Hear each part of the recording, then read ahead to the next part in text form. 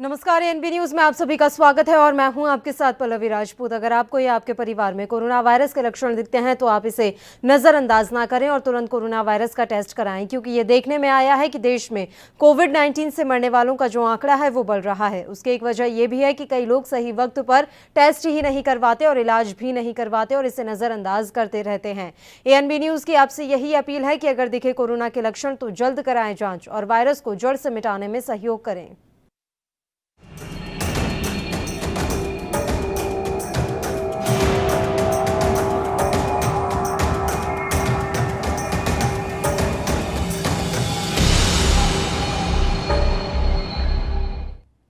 और चलिए आज के अपने मुद्दे का रुख करते हैं। बलात्कार क्या ध्वनित करता है यह शब्द हमारे मानस के भीतर? एक स्त्री के प्रति किसी पुरुष का जबरन शारीरिक अत्याचार या इससे भी कहीं ज्यादा कुछ ऐसा जिस पर देर तक और दूर तक सोचने की जरूरत है। ना ये शब्द नया है और ना ये कृत्य नया है। हर बार बस पीड़िता नई होती है और पशुता की सीमाओं को लांघने वाला पुरुष नया होता है। और इसी कड़ी में एक और नया कृत्य सामने आया है जिसने दरिंदगी की हदें पार करके रख दी। उत्तर प्रदेश के लखीमपुर खीरी जिले के ईशानगर थाने के पकरिया गांव में रेप के बाद हत्या की विभत्स घटना सामने आई है। दरअसल शुक्रवार को यहां गन्ने के खेत में 13 साल के किशोरी का शव मिला था। किशोरी के पोस्टमार्टम रिपोर्ट में रेप और उसके बाद हैवानियत की बात सामने आई। मामले में पुलिस ने 2 लोगों को गिरफ्तार किया है। साथ ही आरोपियों पर एनएसए के तहत कार्रवाई करने की बात कही जा रही है। वहीं लड़की के पिता का कहना है कि बदमाशों ने उनकी बेटी के साथ पहले गैंग रेप किया और उसके बाद उसकी आंखें निकाल ली और उसकी जीभ भी काट डाली थी। लड़की का शव जिस खेत में मिला वह आरोपियों में से एक का है। लड़की के पिता कहते हैं कि वह शुक्रवार दोपहर से ही लापता थी। हम लोगों ने उसे सब तरफ ढूंढा। गन्ने के खेत में आखिरकार उसकी लाश ही मिली। उसकी आंखें निकली हुई थी, उसकी जुबान कटी हुई थी और दुपट्टे से उसका गला घोंटा हुआ था। अब पोस्टमार्टम रिपोर्ट में रेप और फिर गला दबाकर हत्या की बात सामने आई है। अभी लड़की का पोस्टमार्टम हुआ तो पोस्टमार्टम रिपोर्ट में रेप की पुष्टि हुई है। दोनों आरोपियों को पहले ही धारा 302 के तहत पुलिस ने जो है जेल भेज दिया है।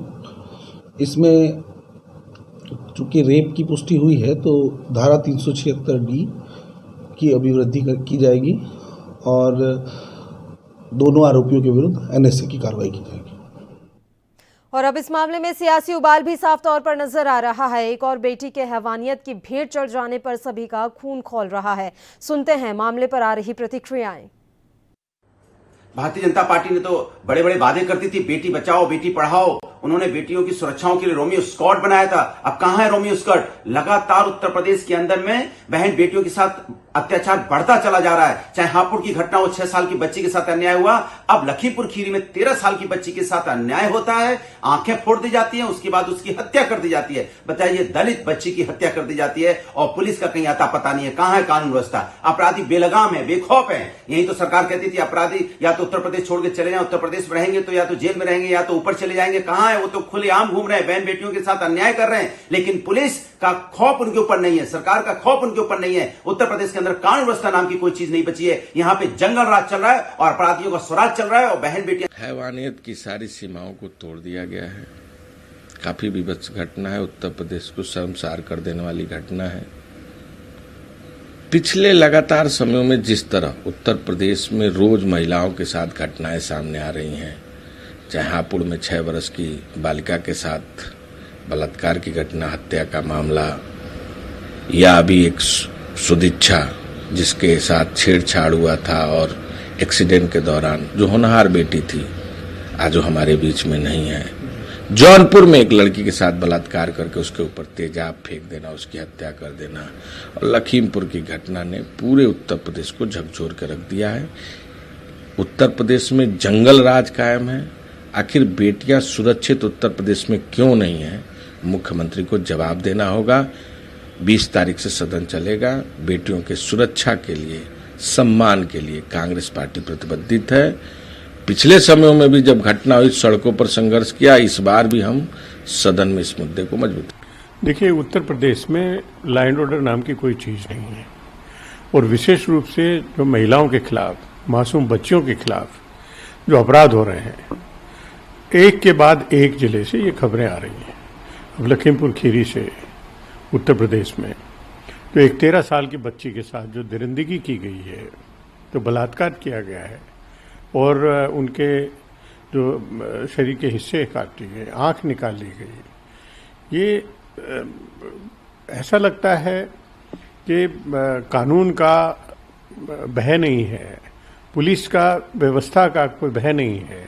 और इससे पहले वहाँ हापुड़ में 6 साल की बच्ची जो कि हॉस्पिटल में अपने जीवन से लड़ाई लड़ रही है और एक के बाद एक घटना हो रही है। अब योगी जी बताएं, दावे बहुत किए हैं, बहुत करते भी रहते हैं कि वहाँ सबसे अच्छा लैंड ऑर्डर है, लेकिन अपराध कहाँ के कहाँ जा रहे हैं। एक भय और आतंक का माहौल है जो पहले कभी नहीं हुआ। देखिए, उत्तर प्रदेश में कुछ समय से लगातार कानून व्यवस्था बिगड़ती चली जा रही है। वहाँ पर बलात्कार की घटनाएं हो रही हैं, दलित शोषित वर्ग के लोगों की हत्याएं हो रही हैं। कानून व्यवस्था एक बहुत बड़ा प्रश्न बन गया है उत्तर प्रदेश में। सुश्री बहन मायावती जी जो उत्तर प्रदेश में इस बात को उठा रही हैं, उसका कारण है कि वो इस समय देख चुकी हैं कि उत्तर प्रदेश में योगी जी ठीक से कानून व्यवस्था का शासन दे नहीं पा रहे हैं। इसलिए ये एक बड़ा प्रश्न बन गया है। जनता हताश, निराश हो चुकी है और नाराज़ है और चाहती है कि इस तरह की वारदातें बंद हों। यूपी में जो अभी घटना पता चली है, जहां 13 साल की बच्ची की आंखें निकाल दी गई और उसको इतनी बर्बरता से बलात्कार किया गया और उसकी हत्या कर दी गई, क्या ये नई चीज़ें हैं हमारे लिए? क्या हम पहली बार सुन रहे हैं? नहीं, ये आए दिन हम सुनते हैं, स्पेशली यूपी जैसी स्टेट्स में, जहाँ तो हम कहाँ पर राम राज्य की स्थापना करने की कोशिश कर रहे हैं और कहाँ हमारी बच्चियाँ अभी तक सुरक्षित नहीं हैं, जहाँ पूरा देश आज़ादी के जश्न मना रहा था और वहाँ हमारी छोटी छोटी बच्चियाँ इस तरह से ऐसे दरिंदों का शिकार हो रही हैं। अब तो मन भी नहीं करता कि ऐसी घटनाओं पर टिप्पणी करें, क्योंकि मजाक बन के रह गया हमारे देश में। जो बलात्कार की घटनाएं हैं उनको एक खबर और एक मजाक बनकर रह जाता है, क्योंकि हमारी सरकारें इस पे कोई सीरियसनेस दिखाती नहीं है, प्रिवेंशन पे कुछ काम होता नहीं है और इसी तरह हमारी बच्चे शिकार होते चले जाएंगे। और हम अब बात कर रहे हैं कि हम तरक्की कर रहे हैं, हम आगे बढ़ रहे हैं और हम अपना नाम कर रहे हैं पूरे विश्व में। मुझे नहीं समझ आता हम किस तरह का नाम। तो देश अपना 74वां स्वतंत्रता दिवस मना रहा है और दूसरी तरफ अब ये सवाल खड़ा हो रहा है, क्या हमारे देश में बेटियां वाकई में स्वतंत्र हैं? क्या स्वतंत्रता के साथ वो सांस ले पा रही हैं? क्या आज़ादी को वो महसूस कर पा रही हैं? एक मात्र 13 साल की बच्ची जो शौच के लिए बाहर गई हुई थी, उसके साथ इतनी विभत्स घटना को अंजाम दिया गया। इस पूरे मामले में हम देखें तो कहीं ना कहीं ग्राम प्रधान से लेकर तमाम लोग जिम्मेदार हैं। क्या एक शौचालय उपलब्ध नहीं करवाया जा सका, जब शौचालय बनवाने के तमाम दावे सरकार की तरफ से किए जा रहे हैं, ना सिर्फ राज्य सरकार जबकि केंद्र सरकार की तरफ से भी इसके लिए अभियान चलाया गया है, तो उस अभियान का असर क्या इस गांव में अभी तक देखने को नहीं मिला? और दूसरी तरफ जब बच्ची बाहर गई थी तो उसकी सुरक्षा के लिए आखिर कौन जिम्मेदार है? क्या जो इस पूरे मामले में आरोपी हैं वो इस तरह की घटनाओं को अंजाम देने से पहले एक बार भी नहीं सोचते? इस बच्ची की आंखें निकाल ली गई, जैसा कि इस बच्ची के पिता ने आरोप लगाया है। ये भी कहा जा रहा है कि जीभ तक काट ली गई है। हालांकि हम लखीमपुर के एसपी की बात करें तो उन्होंने इस घटना से इनकार किया है। उनका कहना है कि ना बच्ची की आंखें निकाली गई है, ना जीभ काटी गई है। हाँ, बच्चे के साथ रेप जरूर हुआ है, उन्होंने इस बात को स्वीकार किया है। पोस्टमार्टम रिपोर्ट में भी रेप और उसके बाद गला घोंटकर हत्या करने की बात की पुष्टि हुई है। बताया जा रहा है कि रेप के बाद बच्ची की चुन्नी से ही उसके गले को बांधा गया और काफी देर तक उसे घसीटा गया और उसे तब तक घसीटा गया जब तक कि उसकी जान निकल नहीं गई। इतनी विभत्स ये घटना, और अब 2 लोगों को इस मामले में गिरफ्तार कर लिया गया है। बताया ये भी जा रहा है कि जिस खेत में बच्ची की लाश मिली है वो खेत इन दोनों आरोपियों में से ही किसी एक का है और पहले भी इस आरोपी से बच्ची के परिजनों की लड़ाई हो चुकी है। दोनों के बीच में आपसी रंजिश चल रही थी और इस रंजिश का जो अंजाम है, इस 13 साल की बच्ची को भुगतना पड़ा। अपनी जान से हाथ धो बैठी ये बच्ची, और तो और इतनी विभत्स घटना को, नृशंस हत्या इस बच्ची की गई। वाकई में शर्मनाक है ये, और सवाल खड़े करती है उत्तर प्रदेश की पुलिस और कानून व्यवस्था पर कि आखिर कर क्या रही है पुलिस? आखिर क्यों इस तरह के अपराधियों में खौफ नाम की चीज नहीं है, भय नहीं है पुलिस का, कानून का भय नहीं है? खुलेआम इस तरह की वारदातों को अंजाम देते हैं, 2 दिन के लिए जेल में डाल दिया जाता है और पैरोल पर फिर ये बाहर आकर फिर ऐसी ही किसी वारदात को अंजाम देते हुए पाए जाते हैं और हम हाथ पर हाथ धरे बैठे हुए हैं। शर्म आती है उत्तर प्रदेश की पुलिस पर, उत्तर प्रदेश की सरकार पर, जो सिर्फ दम भरती है कि हमने अपराधियों को जेल में डाल दिया, हमने अपराधियों को राज्य से बाहर भगा दिया। लखीमपुर खीरी से सुंदरलाल पाल इस समय फोन लाइन पर हमारे साथ जुड़े हुए हैं। ग्राम प्रधान है सुंदरलाल, मैं आपसे ये जानना चाहती हूँ, शौच करने गई थी ये बच्ची, क्या आपके गांव में शौचालय नहीं बने हुए हैं अभी तक? हाँ, शौचालय बने, शौचालय खुद उसके बना है। तो ये बाहर क्यों गई थी सुंदरलाल जी? अब ये पता नहीं कैसे वैसे जाती थी घर ही में सर, बनी, लेकिन जो मैं है आपसे रिक्वेस्ट करूंगी कि जो भी इस मामले में सच है आप कृपया करके वही बोलें। ये बच्ची बाहर शौच के लिए गई थी, अगर वाकई में किसी के घर में शौचालय का निर्माण हो रखा होगा तो वो बाहर क्यों जाएगा? सही है, नहीं शौचालय बिल्कुल है। तो उसके परिजन क्यों इनकार कर रहे हैं? तो ऐसा माना जाए कि परिजन झूठ बोल रहे हैं? नहीं, शौचालय बनी, साले सब सारे अधिकारी वहाँ मौके पर खड़े हैं इस समय, डीएम साहब, एसडीएम साहब, एसओ साहब। तो आप मेरी इस सवाल का जवाब दीजिए ना सर, फिर ये बच्ची बाहर क्यों गई थी, किसकी जिम्मेदारी हाँ, है तो ये? अगर वाकई में शौचालय है तो बच्ची बाहर क्यों गई? कोई ना कोई कमी जरूर होगी। हाँ, नहीं अब इसो जाने क्या हुआ, शौचालय बनी, शौचालय में जाती थी वो। सर, इस तरह की किसी बात की पुष्टि नहीं हुई है। वो बच्ची काफी दिनों से अभी बाहर ही शौच परसों- के लिए जा रही थी, ये कोई पहला दिन नहीं था। परसों का पता कौन क्या उसके मूड में आ गया जो बाहर गई। और आपको वाकई में लगता है, आप सच खुद बताइए सर, वाकई में किसी के घर में शौचालय होगा और वो बच्ची बाहर शौच के लिए जाएगी? हाँ, नहीं जाना चाहिए। जाना चाहिए, मेरा सवाल ये नहीं है सर, मैं ये पूछ रही हूँ कि अगर किसी के घर में शौचालय है तो क्या उस परिवार का कोई सदस्य बाहर शौच के लिए जाएगा, हाँ या ना? नहीं जाएगा, जब शौचालय तो वो बच्ची कैसे चली गई, किसकी जिम्मेदारी है? और इस परिवार के साथ पहले से ही आरोपियों की रंजिश चली आ रही थी। हाँ। एक ग्राम प्रधान होने के नाते क्या आपने उस रंजिश को मिटाने की कोशिश की? नहीं, वो उसमें हमारी सब बात चल रही है। अब बात चल रही है जब बच्ची की जान जब- चली गई, 13 साल की बच्ची की नृशंस हत्या कर दी गई, तब आप कह रहे हैं कि बात चल रही है। एक ग्राम प्रधान होने के नाते आपने अपनी क्या जिम्मेदारी निभाई सुंदरलाल जी? नहीं, ऐसा है कि शौचालय बनी है और शौचालय नहीं जाती थी बाहर को, और परसों क्या उनके मूड में आ गया जो चली गई बाहर को। और मेरा सवाल अगला यही था सर कि जो आरोपी हैं उन आरोपियों की इस पीड़ित परिवार के साथ पहले से ही रंजिश चली आ रही थी, क्या इस रंजिश को मिटाने की कोशिश की गई थी? जो लड़ाई झगड़ा हुआ था, आपने अपनी जिम्मेदारी समझी कि आपके गांव में सब लोग प्रेम से रहें, सद्भाव से रहें?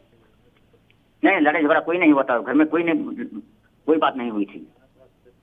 सर, या तो परिजन झूठ बोल रहे हैं, आप ये कह दीजिए कि उन्होंने जो तमाम बाइट दी है या मीडिया के सामने उन्होंने जो बातें कही हैं वो सब सरासर झूठ है। नहीं, आप हम सत्य बोल रहे हैं। शौचालय बनी है और शौचालय को बाहर नहीं जाती थी, लेकिन परसों उसका टाइम पूरा हुआ, क्या हुआ तो वो बाहर चली गई। ठीक है, और इस पूरी घटना के लिए आप किसे जिम्मेदार मानते हैं? अब ये जिम्मेदारी घर वालों की थी, घर वालों ने ध्यान नहीं दिया उस बात का। जी, घर वालों की जिम्मेदारी थी कि वो हमेशा एक पहरेदार खड़ा करके रखें, लेकिन हमारे गांव में ऐसा माहौल नहीं है जहां बेटियां रात को अकेले निकल सकें या सुबह अकेले बाहर जा सकें। हाँ ना, आप सही बोल रहे हैं। बाकी अब हम क्या करें बताइए, वो जो है शौचालय बनी है, शौचालय में जा रही थी। शुक्रवार से वो गायब थी सर, कितनी सहायता की आपने बच्ची को ढूंढने में? शुक्रवार सुबह से ये बच्ची गायब थी, आपने कितनी सहायता की इस परिवार की इस बच्ची को ढूंढने में? हाँ, अब सब अधिकारी मौके पर हैं, यहाँ पर आए हैं, सब खड़े हैं, देखिए वही जो अधिकारियों को करना होगा सुंदरलाल जी वो कर लेंगे। मेरा सवाल आपसे इसलिए है क्योंकि आप ग्राम प्रधान हैं, उस गांव की सारी जिम्मेदारी आपके कंधों पर है। अब मेरा सवाल ये है सर कि शुक्रवार से वो लड़की गायब थी, आपने कितनी मदद की, कितनी सहायता की इस बच्ची को ढूंढने में? अब मिला है ना उसका शव? तो पकड़ भी गए हैं। वो तो पकड़ नहीं थे सर, वो तो पुलिस ने पकड़ लिया। आप अभी भी मेरे सवाल का गोलमोल जवाब दे रहे हैं सुंदरलाल जी। आपको लगता नहीं है कि बच्चियों को सुरक्षा देने के लिए सबको अपनी जिम्मेदारी समझनी होगी, या सिर्फ एक परिवार के ऊपर बात डालकर बस इस मामले को रफा दफा कर दिया जाएगा? हाँ, सबको बताया गया, लेकिन वो लोग अब क्या बताएं, वो नहीं माना। अपनी तरफ से हमारे को उसमें नहीं वो देखा गया उसमें, और परिवार घर वाले जो है इधर उधर काम करने चले गए, वो बाहर निकल गई लड़की। और अब बच्ची नहीं रही, अब आप क्या जिम्मेदारी निभा रहे हैं? इस परिवार की मदद के लिए क्या कर रहे हैं आप? अरे परिवार जो हम करने वाला होगा वो करेंगे। क्या करेंगे, मेरा वही सवाल है ना। पहले आपने कुछ नहीं किया, अब तो बच्ची भी नहीं रही, अब क्या करेंगे ये तो बता दीजिए। ये आप नहीं बता पा रहे हैं कि आपने पहले क्या मदद की, अब आगे क्या मदद करेंगे, इस बारे में जानकारी दे दीजिए सर। उसको, उसके लड़के को, उसको मैंने 2 आवास दे दिया। उसके बाद में जब नंबर आया शौचालय का तो शौचालय उसको दे दिया। और काम भी करता है, नरेगा में काम भी आता है तो वो भी करता है। ठीक है सुंदरलाल जी, हम- आप ग्राम वो हमारे- प्रधान हैं हमारे और ये गांव का आपकी है, भी उनको- जिम्मेदारी बनती है कि आपके गांव की हर एक बच्ची सुरक्षित रहे, ऐसा माहौल आपको भी बनाना चाहिए। उस गांव के हम कोशिश- प्रधान हैं आप। बच्चियों के साथ अगर इस तरह की घटनाएं होंगी तो ये कह देना कि उसके परिवार की जिम्मेदारी है, कहीं से भी ठीक नहीं है। सर ऐसा है कि 70 साल की उम्र हमारी है, आज तक घटना मैंने कहीं नहीं देखी थी इस तरीके जिस तरीके की हुई है। पर हो गई है ना सर। आप देख हाँ रहे हैं जी। किस तरह का माहौल है उत्तर प्रदेश में। आपने क्या बिल्कुल समझदारी दिखाई, आपने क्या ऐसा माहौल अपने गांव में बनाकर रखा कि इस तरह की घटना ना हो पाए। छानबीन चल रही है, बाकी हम भी देख रहे हैं, गांव को पता लगा रहे हैं, असल फंसे नकल मत फंसे, ठीक और है, असल फंसे उसको छोड़ा मत जाए। ठीक है सुंदरलाल जी, बहुत बहुत शुक्रिया आप हमारे साथ जुड़े तमाम चर्चा के लिए। तो 13 साल की किशोरी से गैंग रेप किया गया है। बताया जा रहा है कि इस मामले में 2 आरोपियों की भी गिरफ्तारी हो गई है, उनसे पूछताछ की जा रही है। हालांकि पुलिस अभी इनकार कर रही है कि ना उसकी जीभ काटी गई है और ना ही आंखें निकाली गई हैं, लेकिन परिवारजनों का ये आरोप है कि इस तरह के जघन्य कृत्यों को भी अंजाम दिया गया है। हालांकि अभी जाँच की जा रही है, लगातार दोनों आरोपियों से पूछताछ जारी है। मात्र 13 साल की ये किशोरी जो शौच के लिए बाहर गई थी, जैसा कि ग्राम प्रधान हमारे साथ जुड़े थे, उन्होंने ये जानकारी दी है कि उनके घर में शौचालय बना हुआ था, बावजूद इसके बच्ची शौच के लिए बाहर गई थी। हालांकि परिजनों ने इस बात से इनकार किया है और वहीं ग्राम प्रधान ने ये भी कहा कि किसी तरह की कोई रंजिश नहीं थी। वहीं परिजनों की माने तो उन्होंने ये बात स्वीकार की है कि आरोपियों के साथ उनकी पहले से ही रंजिश थी और कहीं ना कहीं इसी रंजिश का ये परिणाम जो है आज हमारे सामने है कि एक 13 साल की बच्ची की नृशंस तरीके से हत्या कर दी गई। पहले उसके साथ गैंग रेप किया गया और जघन्य अपराध को अंजाम दिया गया। अभी इस मामले में जाँच की जा रही है। जैसे कि हर मामले में पुलिस कहती है कि हम जाँच कर रहे हैं, आरोपियों को बख्शा नहीं जाएगा, दोषियों पर सख्त से सख्त कार्रवाई की जाएगी।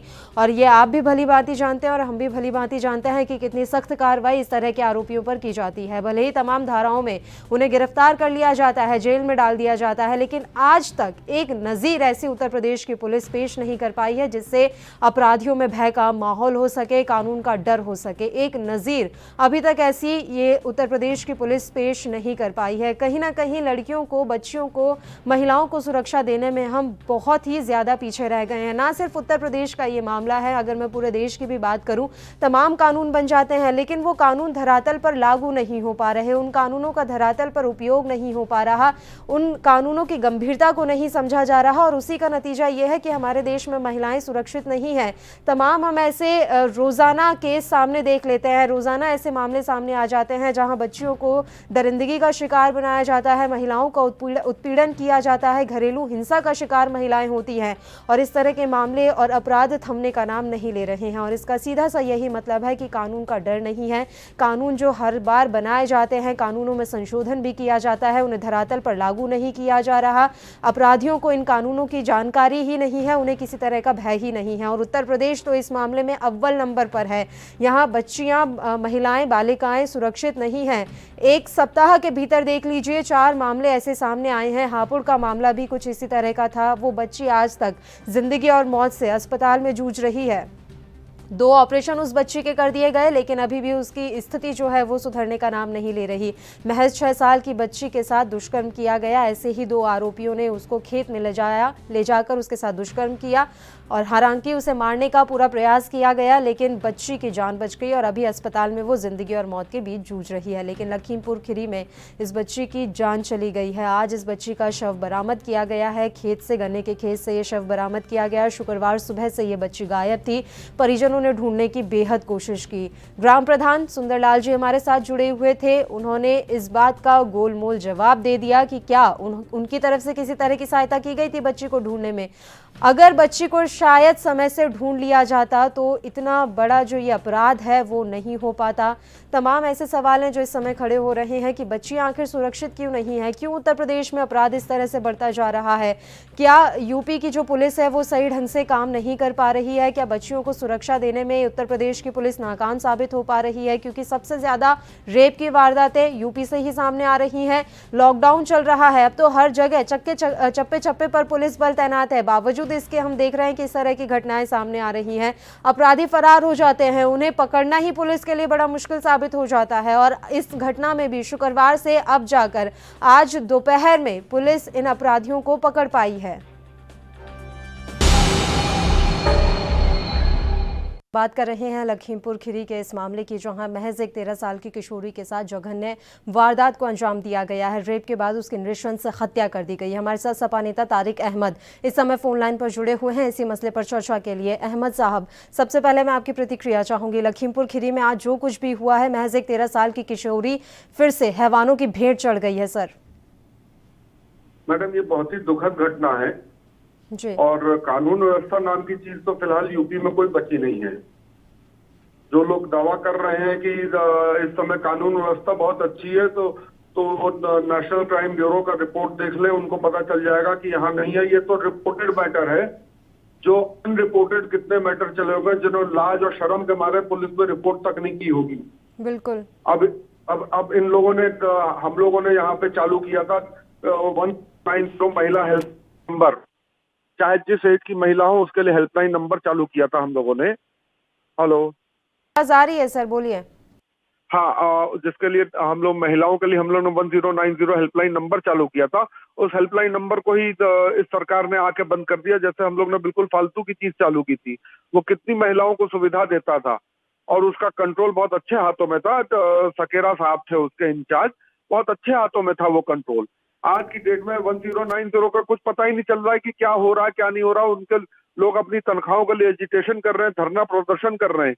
ये हाल है सरकार का कि पुलिस में काम करके पुलिस के ही लोग धरना प्रदर्शन कर रहे हैं अपने क्या नाम है सैलरी के लिए। सरकार अब ये कर रही है महिलाओं के साथ। उसमें महिलाएं थी सब काम करने वाली। उन बच्चियों का भी सोचना चाहिए कि किसी का नहीं सोच रहे हैं। इनको सिर्फ अपनी पड़ी है सरकार में कैसे बैठना है, सत्ता में कैसे बैठना है, सरकार को कैसे करना है। सरकार ठीक है बैठिए, आप सत्ता में बैठिए, लेकिन सत्ता चलाना भी सीखिए, सरकार चलाना सीखिए। कोई अधिकारी यहाँ विधायक तक तो पिट रहे हैं और इन्हीं के पार्टी के विधायक पिट रहे हैं। जो विधायक इनको वोट दे रहे हैं उनको ये एनएसए टांडा और उसमें बंद कर रहे हैं, उनको गैंगस्टर बना रहे हैं। ये हालत इन्होंने कर रखी है अपनी। तारिक अहमद जी, बसपा सुप्रीमो मायावती ने ट्वीट किया है कि जिस तरह की वारदातें अब हो रही हैं यूपी में, फिर सपा और बीजेपी में अब अंतर ही क्या रह जाएगा। उन्होंने आपको भी कटघरे में खड़ा किया है। आपके कार्यकाल में भी कोई हालात बहुत अच्छे नहीं थे।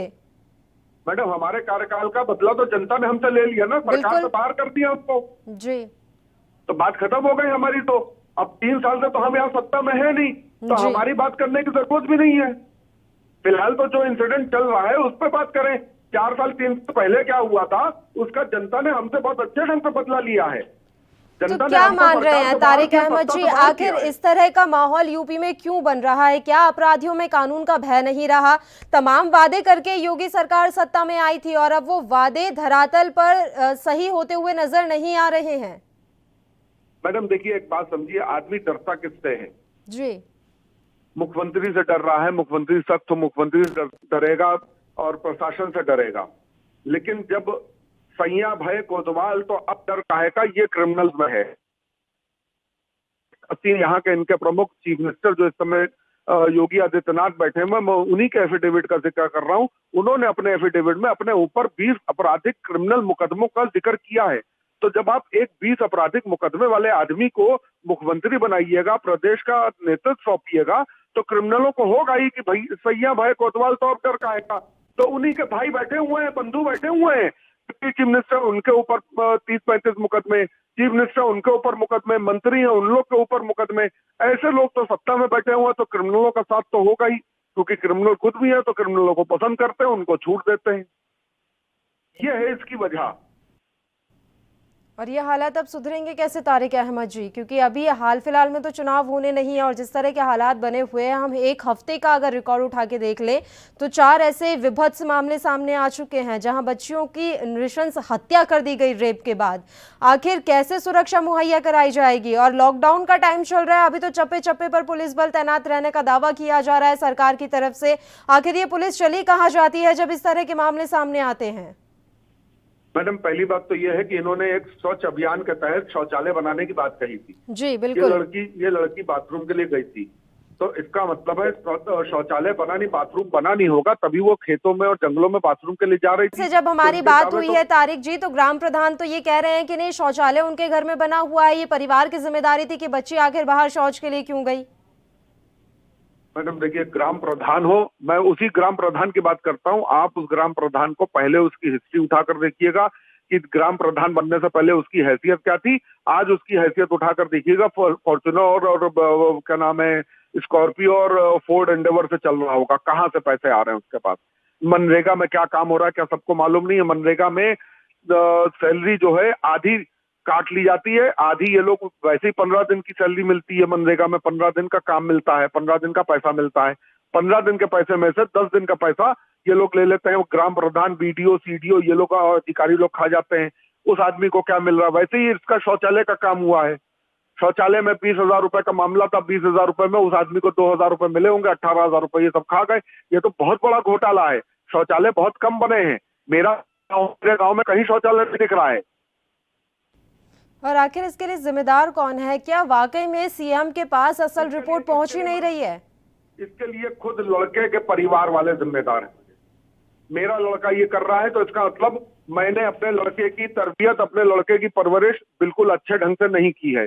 पहले तो हम लोगों को अपने घर में सुधार करना होगा। हमारी भी बहन बेटियां हैं, हम लोग को उनको भी संभालना है, हमको अपने लड़कों को भी संभालना है कि देखो जैसे तो दूसरे की बहन बेटियां होती है वैसी तुम्हारी भी बहन है मौजूद हैं। कल को कोई उनका रेप करे तो कैसा लगेगा? ये तरबियत हम लोगों को देना पड़ेगा। हमको अपने लड़कों को सुधारना पड़ेगा। अपने गिरेबान में झांककर हम लोग को खुद देखना पड़ेगा। यहाँ तो विधायक और सब क्रिमिनल है, वो क्या अपने लड़कों को संभालेंगे? क्या अपने लड़कों को बताएंगे कि क्रिमिनल काम ना करो? डिप्टी चीफ मिनिस्टर के ऊपर 30 मुकदमे हैं क्रिमिनल के, वो अपने लड़के से क्या कहेंगे तुम कोई क्रिमिनल काम ना करो? अरे खुद आप क्रिमिनल बने हुए हैं और chief minister, deputy chief minister बने और चीफ मिनिस्टर बनने जा रहे हैं। चीफ मिनिस्टर बनने का नौबत थी आपकी और आप मुझे बता रहे हैं लड़का तो सीधे ये कहेगा। तो आप अपने घर में तरबियत, अपनी तरबियत ठीक रखिए, वैसे ही आप अपने बच्चे को परवरिश दे पाएंगे। उसकी तरबियत ठीक रखिए तो ये हो पाएगा। और इस बात से मैं पूरी तरह से सहमत हूँ तारिक अहमद जी। देखिए एक चीज़ और है, हम आज तक एक ऐसी नज़ीर पेश नहीं कर पाए हैं जिसे देखकर अपराधियों के मन में भी भय उत्पन्न हो। एक नज़ीर नहीं है हमारे पास, बताने के लिए एक उदाहरण नहीं है हमारे पास कि अगर हम इस तरह का जघन्य अपराध करेंगे तो हमारे साथ क्या हो सकता है। मैडम देखिए, मसला ये हुआ, ये निर्भया कांड जो हुआ था बहुत ही खराब कांड हुआ था ये, और उसके बाद जो कानून बना है इसमें आप देखिए अब इधर ज्यादातर जब से ये कानून आया है तब से रेप के बाद हत्या की मामला बहुत ज्यादा बढ़ गया है। वो इसलिए बढ़ गया है ताकि ये लड़की जिंदा रहेगी तो ये हमारे बारे में घर जाकर पुलिस को कंप्लेंट करेगी और हमारा ये होगा, हमें ऐसी सजा हो, तो लड़की को मार ही दो। तो अब ज्यादातर मामले ये हो रहे हैं। हमको इन मामलों को भी देखना पड़ेगा कि आखिर ये मामले एकदम से वो सख्त कानून बनने के बावजूद क्यों बढ़ गए। उनकी डेप्थ में, उनकी गहराई में हमको जाना पड़ेगा, हमको पता लगाना पड़ेगा कि ये मामले क्यों बढ़ रहे हैं। ये काम तारिक अहमद लादी नहीं कर पाएगा, ये काम सरकारी एजेंसी ही कर पाएंगे और ईमानदारी से करें।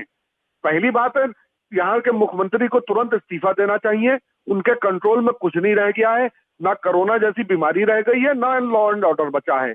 अधिकारी मस्त हैं, इनके 11 जो टीम 11 इन्होंने बना रखी है उसमें अधिकारी बैठ के वीडियो गेम खेलते हैं मैडम। तो क्या लॉ एंड ऑर्डर और क्या बीमारी ठीक कर पाएंगे ये लोग? बाकायदा आप देखिए मिनट में आपको इनके अधिकारी बैठे हुए वीडियो गेम खेलते हुए दिख जाएंगे। सीनियर अधिकारी हैं, वो अपने टैब में बैठे हुए वीडियो गेम खेल रहे हैं। क्या इस तरह से काम होता है? आप भी बैठती हैं, आप ही की कंपनी चल रही है, कंपनी में जब आप बैठती हैं तो क्या मुद्दा होना है, क्या होना, आपके चीफ एडिटर आपको बुलाते हैं, बताते हैं, समझाते हैं, तो क्या आप बैठ के वहां पे वीडियो गेम खेलती हैं कि उनकी बातों को ध्यान से सुनती हैं? वाकई में कहीं ना कहीं गंभीरता की काफ़ी कमी यहाँ पर नज़र आ रही है। ना सरकार इतनी गंभीर नज़र आ रही है और सरकार के अधिकारी बिल्कुल हाथ पर हाथ धरे बैठे हुए हैं और इनको मैडम, जी अधिकारी तो इस सरकार को कुछ समझ ही नहीं रहे हैं, कुछ नहीं समझ रहे, बिल्कुल कुछ नहीं समझ रहे हैं। मुख्यमंत्री को कुछ नहीं समझ रहे हैं, क्योंकि मुख्यमंत्री के लायक ही नहीं थे। उनको बिल्कुल साफ समझ में आ रहा है ये आदमी कुछ नहीं जानता है। वो अधिकारी जैसे चाहते हैं मुख्यमंत्री को वैसे नचा रहे हैं। ये लोग सत्ता के बारे में, सत्ता कैसे चलानी है, सरकार कैसे चलानी है, ये चीज योगी जी बिल्कुल नहीं जानते हैं। मुझे कहने में कोई एतराज नहीं है। ये सिर्फ बदला लेना, ठोक देना, मार देना, यही काम जानते हैं, क्योंकि ये क्रिमिनल आदमी है। इन्होंने खुद अपने ऐतिहासिक अपना क्या नाम है लोग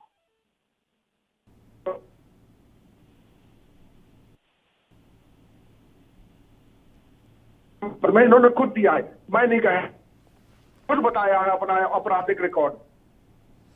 बिल्कुल तारिक जी, अब ऐसे माहौल में किस तरह से बेटियां सुरक्षित रहेंगी? तो क्या अब ये कर देना चाहिए कि बेटियों को घर से बाहर निकलने की ही मनाही कर देनी चाहिए कि नहीं आप घर से बाहर ही मत जाइए, तभी जाकर आप सुरक्षित रह पाएंगी?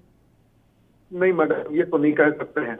मेरी बेटी पड़ोसियों के घर भी जाती है, बच्चों से दोस्ती घर भी जाती है, इधर भी जाती है। अभी 11 साल की है, मैं उसका करता हूँ, लेकिन निगाह रखनी पड़ती है।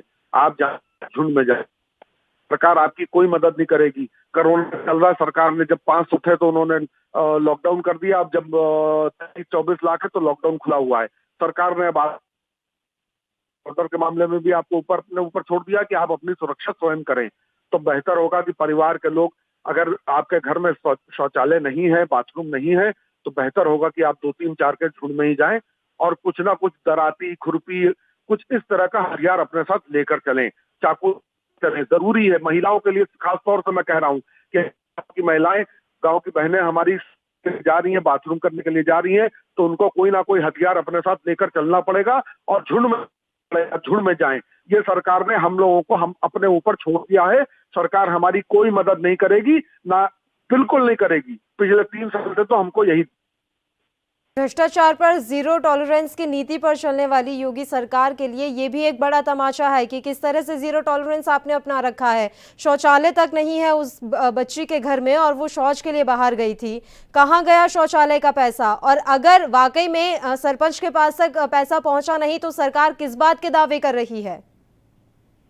मैडम, ये जो बात कह रहे हैं, आप कह रही हैं कि अपना टॉलरेंस वाली बात आप कह रही हैं। आप देखिए, दिल्ली में दंगा हुआ, गृह मंत्री का बयान आता है, केंद्रीय गृह मंत्री का, उत्तर प्रदेश से आए हुए लोगों ने यहाँ पे दंगा किया, लेकिन जब अरेस्टिंग की नौबत आई तो एक ही कम्युनिटी के लोगों को आया कि हाँ, को फलाने धर्म के लोगों को मारने के लिए हम लोगों ने प्लानिंग कर रखी थी।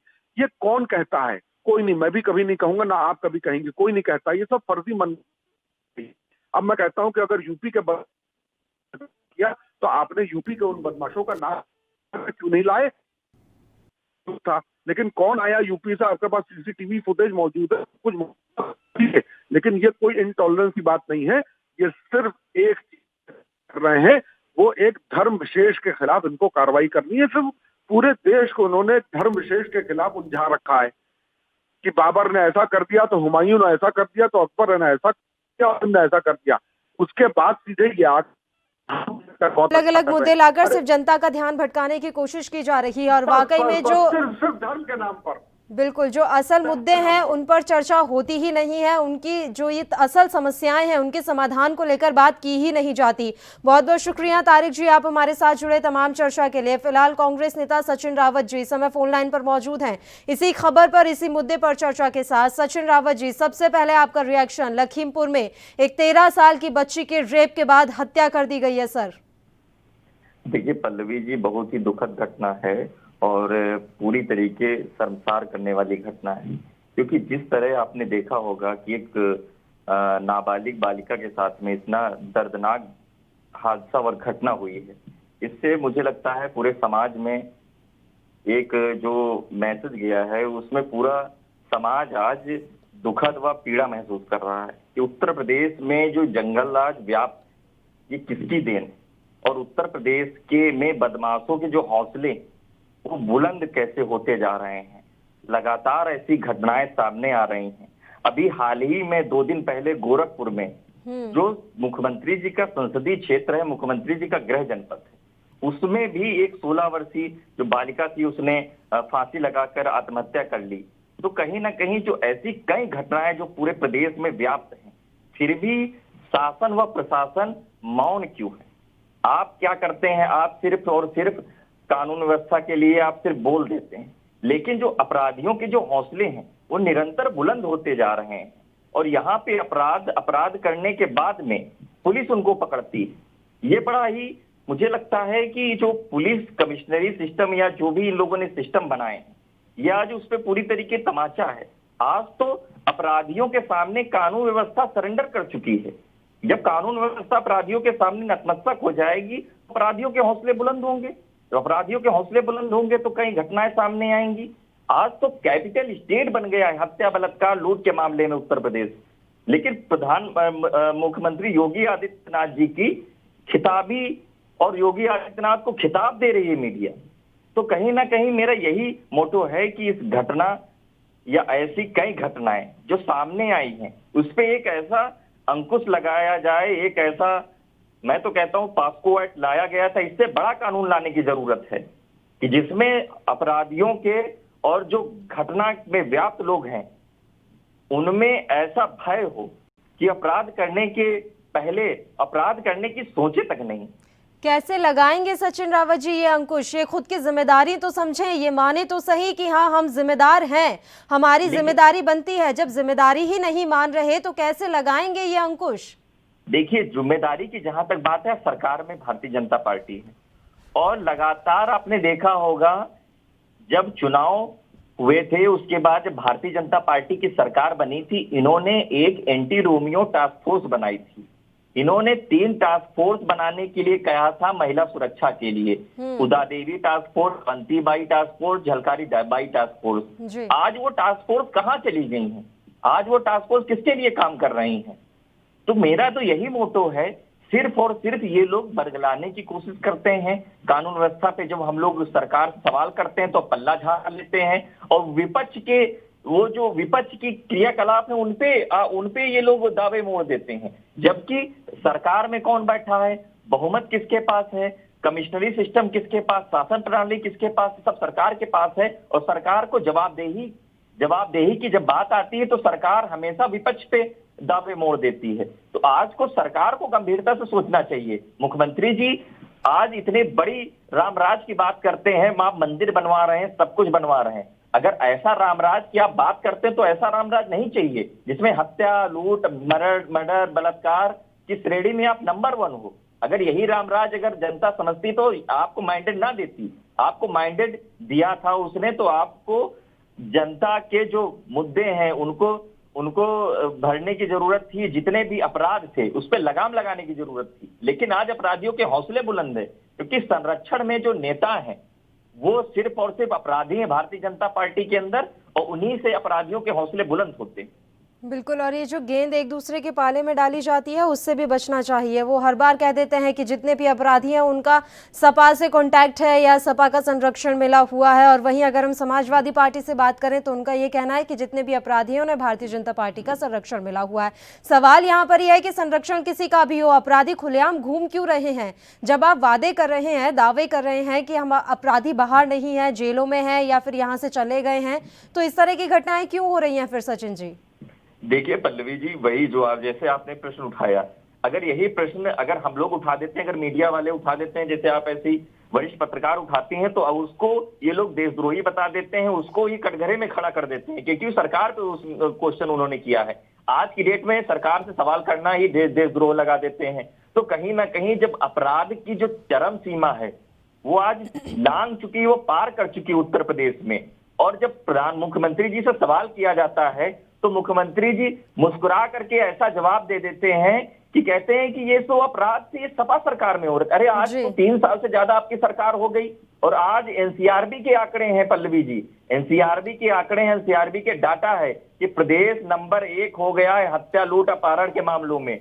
और वही अगर लॉ एंड ऑर्डर की बात करें, इनके प्रशासन की बात करें, तो प्रशासन में जो ऐसे लोग बैठे हैं, देखिए जो सिस्टम होता है वो नीचे थाने से चलता है ऊपर तक, जब जी। थानों में जो धन उगाही होती है, थानों में जो केस नहीं दर्ज होते हैं, थानों में ही जो ऐसी घटनाएं सामने आती है उनको छुपाया जाता है। आज मैं एसएसपी साहब का बयान सुन रहा था लखीमपुर खीरी के, उन्होंने एक स्पष्ट तौर पे कह दिया कि जो पोस्टमार्टम हुए उसमें मतलब बालिका की आंखें नहीं, वो तो गन्ने के वो पत्तों से उसकी आंखें कट गई और जी। दांत से जबान उसकी कट गई। तो मुझे शर्म आती है जो एसएसपी जो है वो इस प्रकार का वर्जन देते हैं, तो क्या समझा जाए? अपराधियों के तो हौसले बुलंद होंगे। अब मुझे तो यही लगता है कि आने वाले समय में देखिएगा, अगर इन लोगों को गिरफ्तार किया है उसके बाद 2 महीने 3 महीने बाद जमानत हो जाएगी।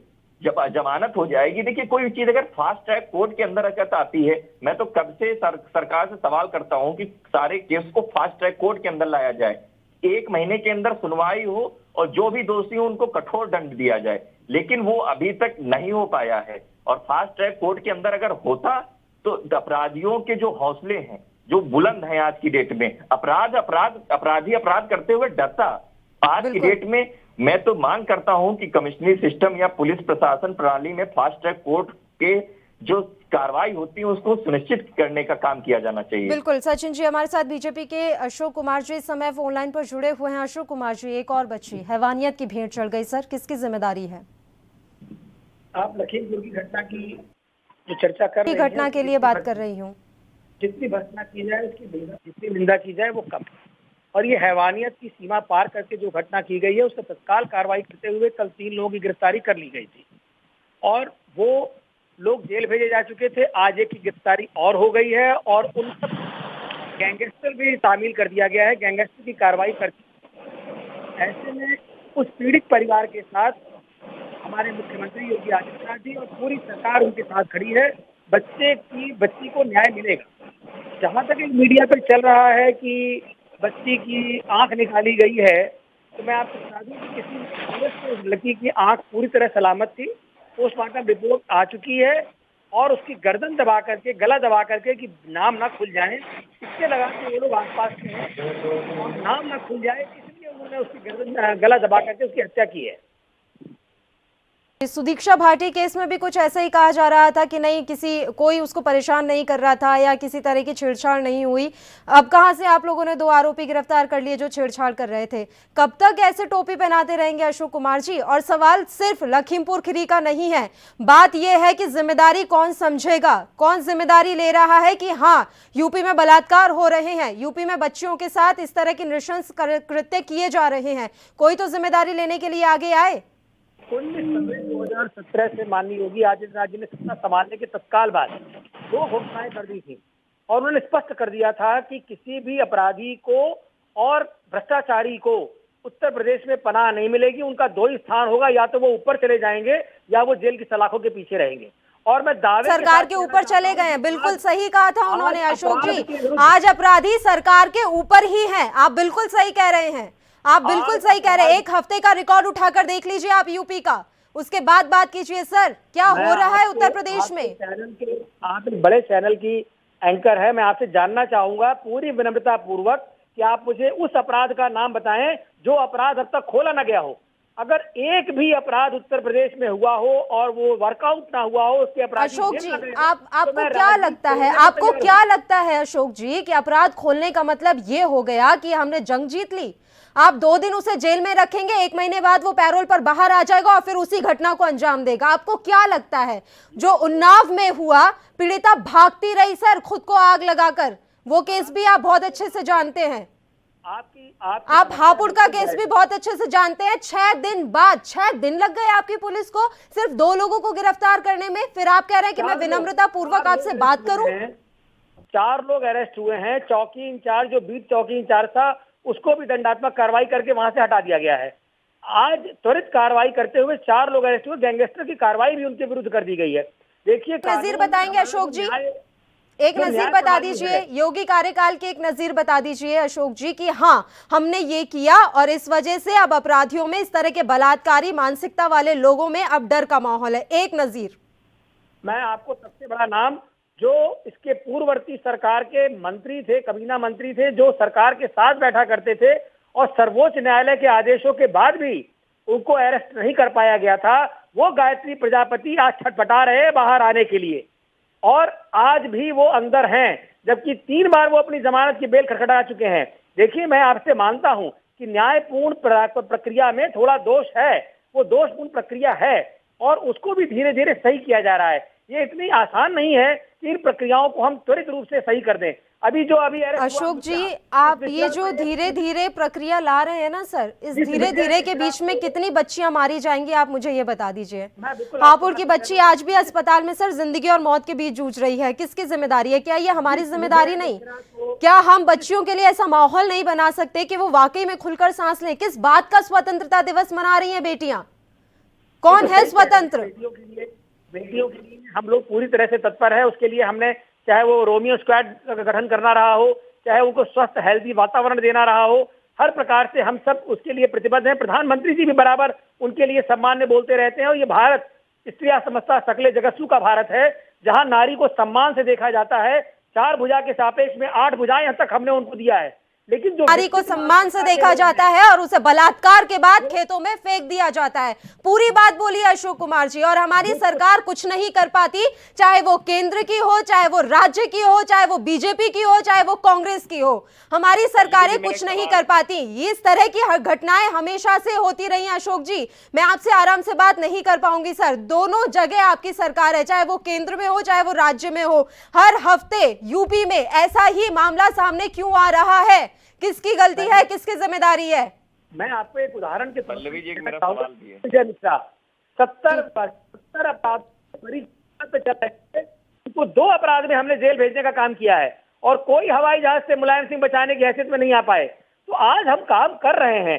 जो न्यायिक प्रक्रिया की भी बात बता दीजिए फिर। मैं मान रहा हूँ। सेंगर किसका विधायक था? चिन्मयानंद कौन था जी?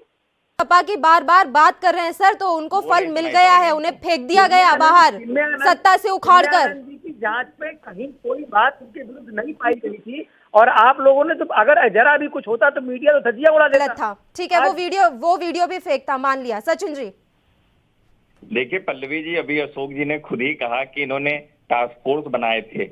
अरे तो मैं भी यही तो पूछ रहा हूँ कि महिला सुरक्षा के लिए जो इन्होंने टास्क फोर्स बनाए थे, आज 3 साल में वो टास्क फोर्स कहाँ चले गए?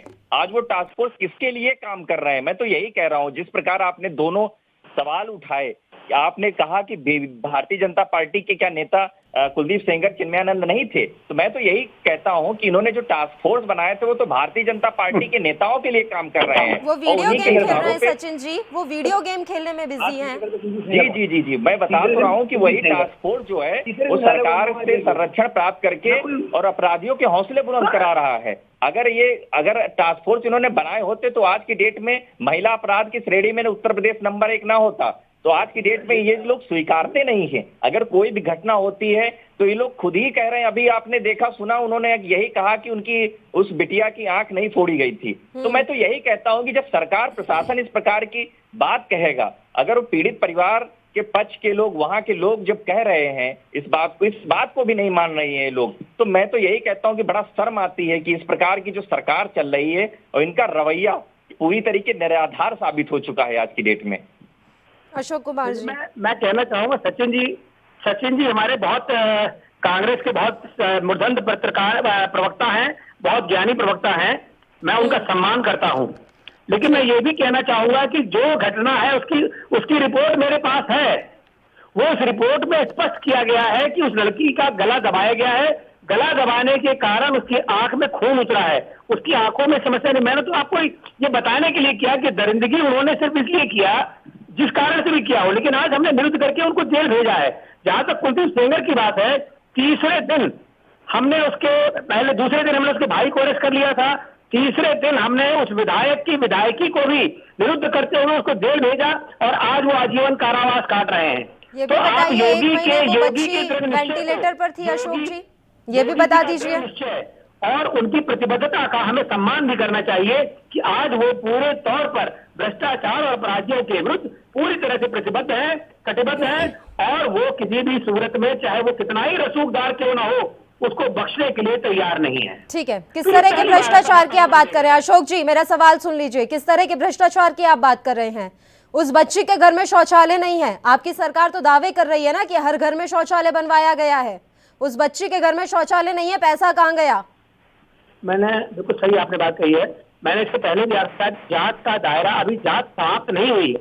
उसी जांच में वो चौकी इंचार्ज भी थे जिनको आज जिनके विरुद्ध कार्रवाई की गई है। अब ये आगे की घटना आपने कही है, देखिए मीडिया जागरूक है और उसकी जागरूकता से ही हम लोग सीख पाते हैं, कुछ काम कर पाते हैं, वरना इतने बड़े उत्तर प्रदेश में सूचनाएं हम तक उतनी आसानी से नहीं पहुंचती। जबकि समय समय पर संगठन ने भी ग्राउंड लेवल पे जाकर के हम लोग गांव गांव में रुकते हैं और लोगों से सत्यापन करते हैं।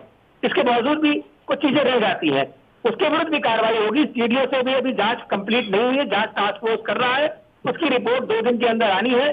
कल शाम तक रिपोर्ट में सब कुछ जारी होगा और हम निश्चित तौर पर वहां भी पहुंचेंगे। जिन्होंने ऐसी कार्रवाई की है बख्शे वो भी नहीं जाएंगे, मैं विश्वास दिलाता हूं आपको।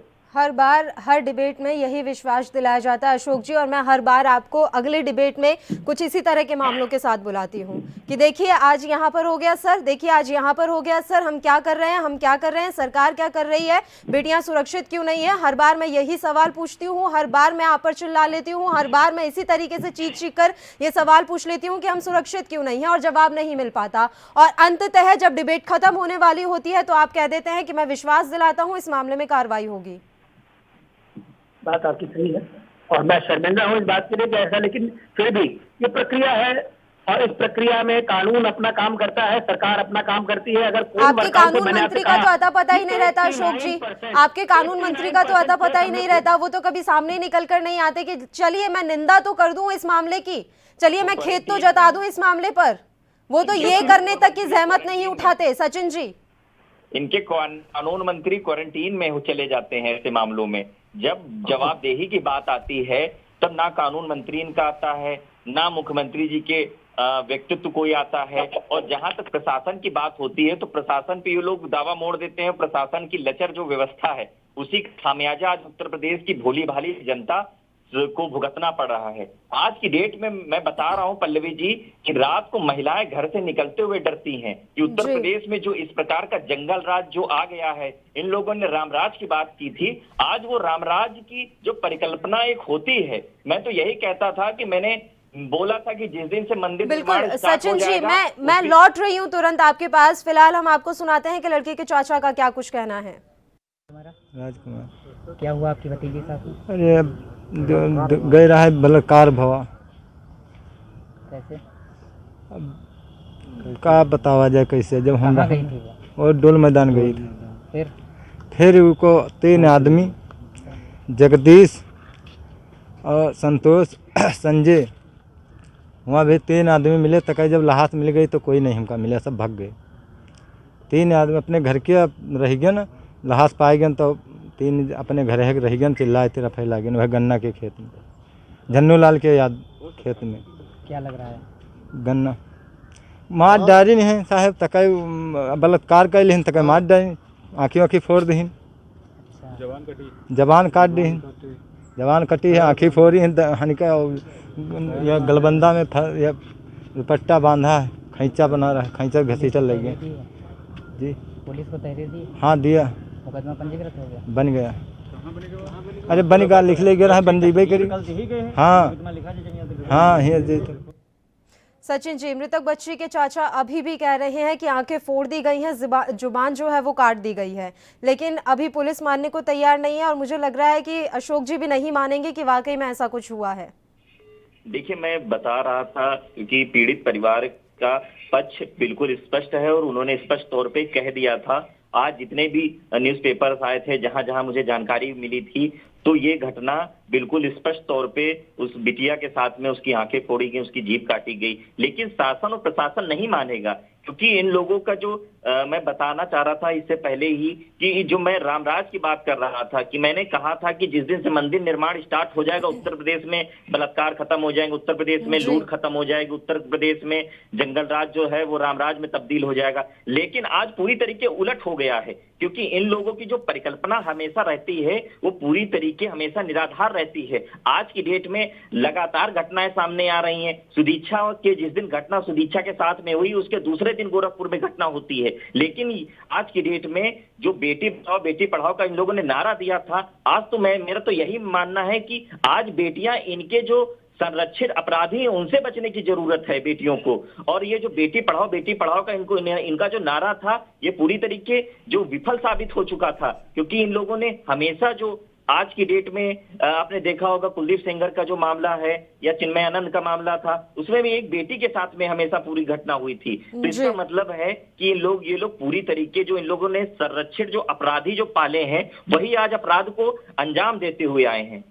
बिल्कुल सचिन जी, बहुत बहुत शुक्रिया तमाम चर्चा के लिए आप हमारे साथ जुड़े। तो लखीमपुर खीरी का ये पूरा मामला हमने आप तक पहुंचाया। अशोक जी हमारे साथ जुड़े हुए थे, उन्होंने कहा है कि इस मामले में कार्रवाई होगी। ये हर बार हर मामले में कुछ ऐसा ही कहते हैं और फिर चले जाते हैं और फिर हर दूसरे दिन एक नया मामला हमारे सामने होता है। और आज लखीमपुर खीरी से ये मामला सामने आया है, जहां एक 13 साल की बच्ची की नृशंस हत्या कर दी गई है। पहले उसके साथ गैंगरेप किया गया और जैसा कि हमने बच्ची के चाचा की बाइट भी आपको सुनाई, उन्होंने कहा है कि बच्ची की आंख फोड़ दी गई थी और जुबान कटी हुई थी, लेकिन पुलिस ये इनकार कर रही है। पुलिस का कहना है कि ऐसा कुछ नहीं हुआ।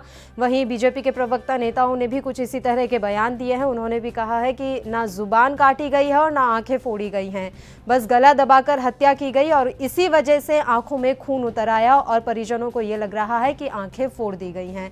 अब सवाल यहाँ पर ये उठता है कि आखिर कब तक ऐसे ही एक के बाद एक हमारी जो ये देश की बच्चियां हैं, यूपी की बच्चियां हैं, हैवानों की भेंट चढ़ती रहेंगी।